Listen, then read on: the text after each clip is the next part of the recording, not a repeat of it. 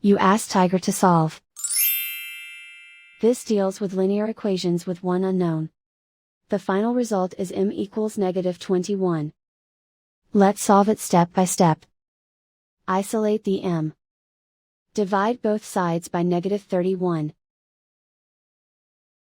Cancel out the negatives. Simplify the fraction.